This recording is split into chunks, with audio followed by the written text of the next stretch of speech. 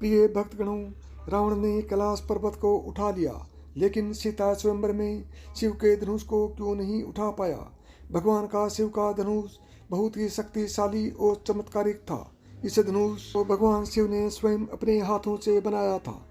पुराणों में उल्लेख है कि भगवान शिव जब इस धनुष को धारण करते थे और उसकी प्रत्यंचा चढ़ाते थे, तब उसकी एक ही टंकार से बादल फट जाते थे, पर्वत हिलने लगते थे और ऐसा लगता था मानो तीनों लोकों में भूकंप आ गया हो। भगवान शिव के इस धनुष का नाम पिनाक था। इस धनुष के एक ही तीर से भगवान शिव ने त्रिपुरासुर की तीनों नगरियों को ध्वस्त कर दिया था। कहते हैं कि देवी देवताओं का काल जब समाप्त हुआ, उसके बाद इस धनुष को देवराज इंद्र को सौंप दिया गया। देवताओं ने इस धनुष को बाद में राजा जनक के पूर्वज देवराज को सौंपा।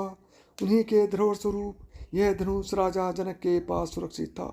राजा जनक इसको अपने महल में पूर्ण रूप से संरक्षित करके रखते थे। एक बार अचानक बाल्यावस्था में देवी सीता ने खेल खेल में उस धनुष को उठा लिया, जिसको देखकर राजा जनक आश्चर्यचकित हो गए। उन्होंने मन ही मन प्रतिज्ञा कर ली कि सीता का विवाह उसी से होगा जो इस धनुष को उठाकर इस पर प्रत्यंचा चढ़ाएगा। चूंकि शिव धनुष को उठाने के लिए शक्ति की आवश्यकता नहीं थी, बल्कि उसको उठाने के लिए निरहंकार और प्रेम की आवश्यकता थी।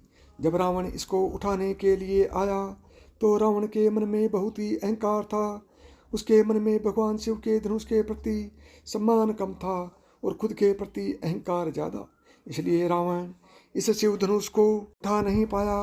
कहते हैं जितनी शक्ति रावण उस शिव धनुष को उठाने के लिए लगाता था, शिव धनुष उतना ही भारी होता जाता था। रावण के द्वारा उसको हिला भी नहीं पाया गया। जब श्री रामचंद्र जी की बारी आई, तब भगवान श्री राम को अच्छे से पता था कि यह शिव जी का धनुष है। श्री राम ने सम्मान के साथ उस धनुष को प्रणाम किया, धनुष की परिक्रमा की और फिर उठा लिया, उस पर प्रत्यंचा चढ़ा दी और धनुष को तोड़ दिया। तो साथियों, यदि आपको यह कथा पसंद आई हो तो अभी मिथांस की कहानियाँ यूट्यूब चैनल को सब्सक्राइब करें। जय श्री कृष्ण।